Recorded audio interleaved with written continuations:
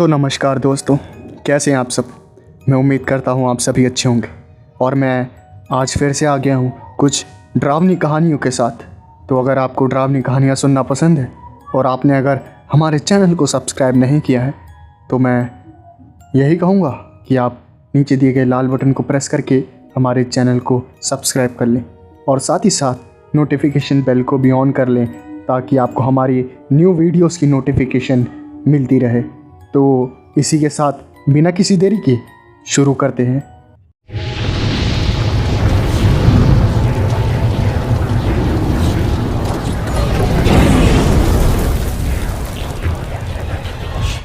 एक सुनसान अंधेरी सड़क पे एक 12 साल का बच्चा जिसका नाम जॉनथन था वो चल रहा था। तभी अचानक से एक बूढ़ा आदमी उसके सामने आया और उस बूढ़े आदमी ने कहा कि बेटा मेरे साथ चलो, तुम्हारी मम्मी ने मुझे भेजा है तुम्हें लेने के लिए, मेरे साथ चलो। और जॉनथन ये सुन के उस बूढ़े आदमी के साथ चल देता है। वो बूढ़ा आदमी दिखने में थोड़ा अजीब था, लेकिन जॉनथन अभी बहुत छोटा था और उसे कुछ समझ नहीं थी।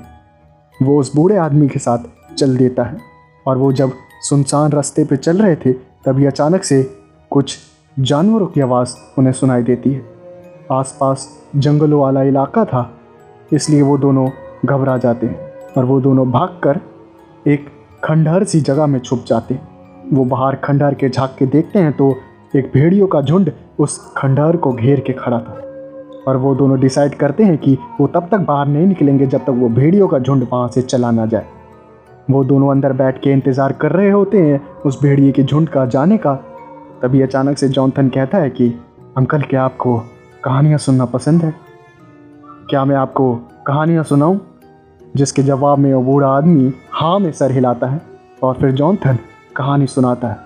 ये कहानी थी एक एलिजाबेथ नाम की लड़की की जिसकी लड़ाई उसके हस्बैंड के साथ हुई थी और वो गुस्से में अपनी कार लेके बार की तरफ निकली थी। बार में जाके वो कुछ ज़्यादा ही ड्रिंक कर लेती है जिसकी वजह से वो गाड़ी ठीक से नहीं चला पा रही थी और इसी नशे की हालत में वो गाड़ी काफ़ी तेज़ स्पीड में चला रही थी। तभी अचानक से एक आदमी उसकी कार के सामने आ जाता है। वो आदमी इंजर्ड हो रखा था और उसे हेल्प चाहिए थी। वो एलिजाबेथ से हेल्प मांग रहा था लेकिन एलिजाबेथ कार को कंट्रोल नहीं कर पाती। वो आदमी अचानक से उसके कार के सामने आया था, इसलिए वो बैलेंस खो देती है और उस आदमी को ज़ोरदार टक्कर लग जाती है कार की। वो आदमी ऑन द स्पॉट मर जाता है और ये देख के एलिजाबेथ काफ़ी ज़्यादा घबरा जाती है और उसे अब यकीन हो गया था कि अब उसे जेल जाना पड़ेगा और इसलिए वो उस आदमी को वहीं पे छोड़ के अपनी कार में वापस बैठ जाती है और अपनी घर की ओर तेज़ी से निकल जाती है, ये सोच कर कि किसी को क्या ही पता लगेगा। लेकिन तभी अचानक से वो पीछे मुड़ के देखती है तो उसे नज़र आता है कि वही घायल आदमी खून से लथपथ उसकी गाड़ी का पीछा कर रहा है और इतनी तेज़ कार का पीछा करना किसी इंसान की बस की बात नहीं थी। एलिजाबेथ काफ़ी ज़्यादा डर जाती है और वो कार को तेज़ी से भगाने लगती है।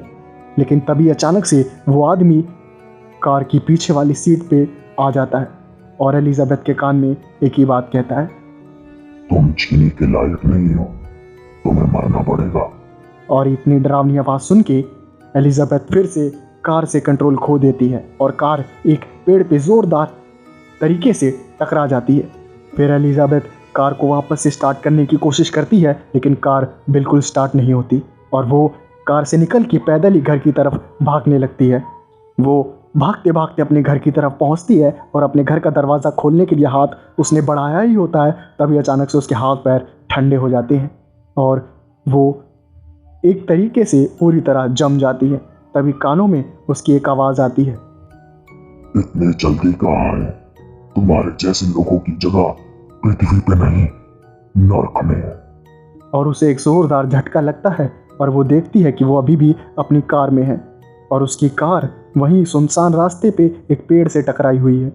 तभी अचानक से उस मरे हुए आदमी की आत्मा एलिजाबेथ का गला दबा देती है और एलिजाबेथ की वहीं मौत हो जाती है।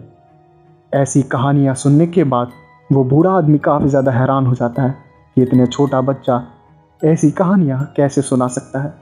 वो वापस से उस खंडहर के बाहर झांकता है तो वो देखता है कि भेड़ियों का झुंड अभी भी वहीं पर है और जॉनथन कहता है कि चलो अंकल, एक और कहानी सुनाता हूँ।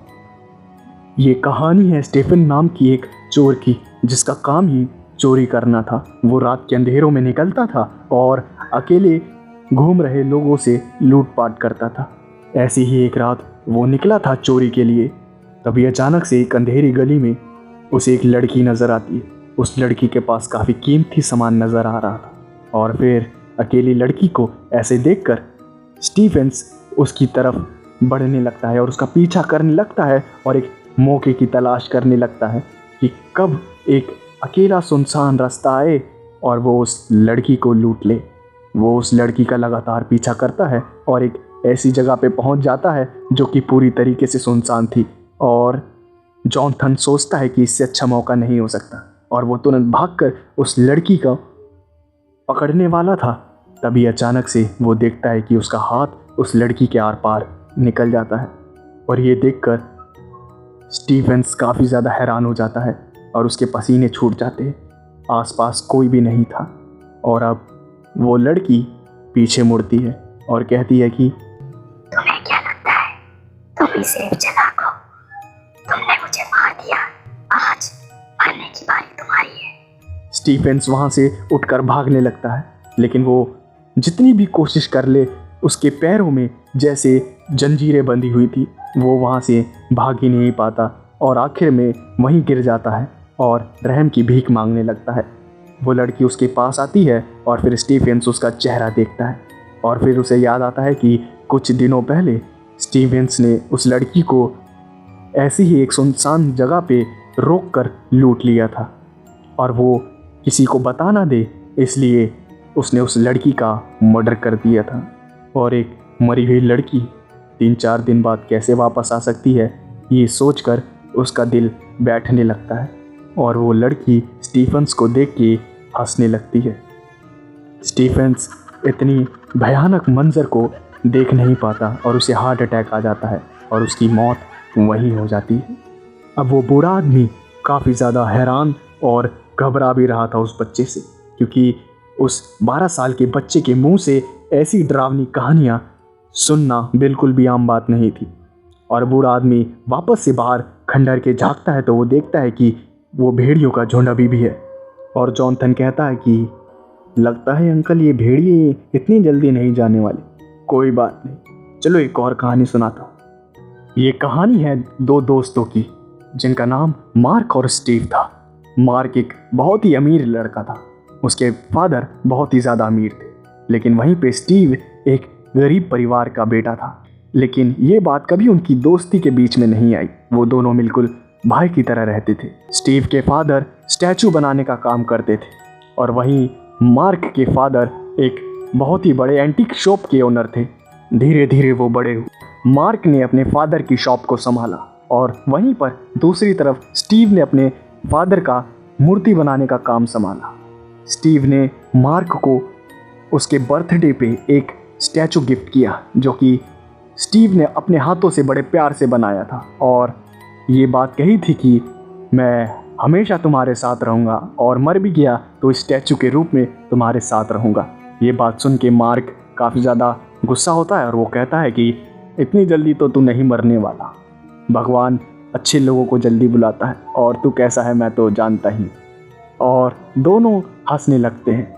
लेकिन तभी अगले दिन खबर आती है कि स्टीव की मौत हो गई है एक कार एक्सीडेंट में और मार्क को बहुत ज़ोरों का धक्का लगता है ये बात सुन के कि उसका सबसे प्यारा दोस्त अब इस दुनिया में नहीं रहा।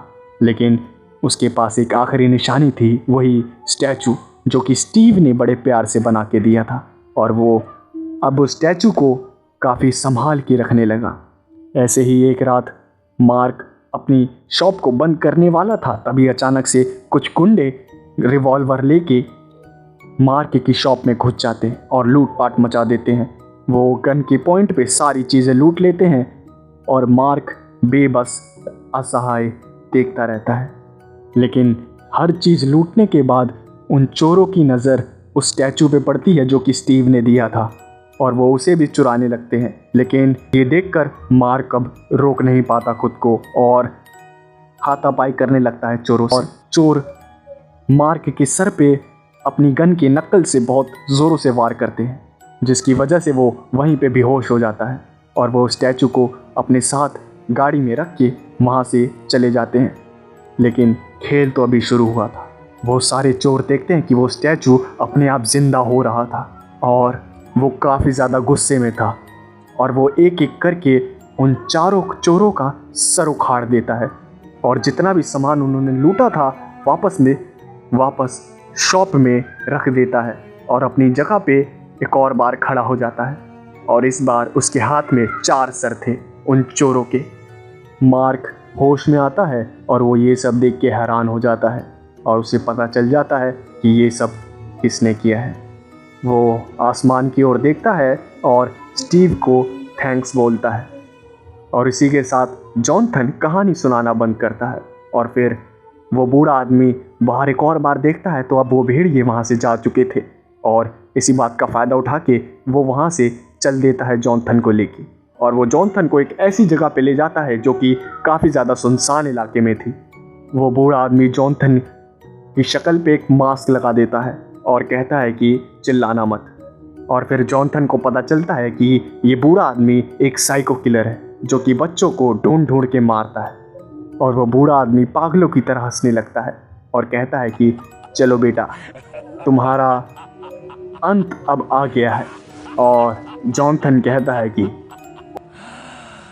ओ पुत्ते, तूने ये नहीं सोचा कि एक 12 साल का बच्चा सुनसान सड़क पे अकेला क्यों चल रहा है, बिना रोए, बिना घबराए?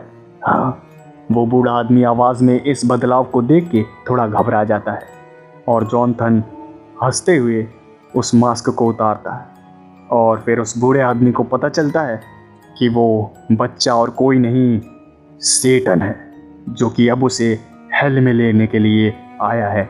उसी वक्त वो सारे बच्चों की आत्माएं वहाँ आ जाती हैं जिन्हें उस बूढ़े आदमी ने मारा था। वहाँ ढेर सारी एंजल उनकी सोल को अपने साथ हेवन में ले जाती हैं। बूढ़ा आदमी ये सब देख के काफ़ी ज़्यादा घबरा जाता है और सेटन आखिरी में कहता है कि वो सब तो अपनी जगह पे चले गए, लेकिन अब बारी है तेरे को अपने साथ हेल में ले जाने की। I am ruler of hell. I am Satan.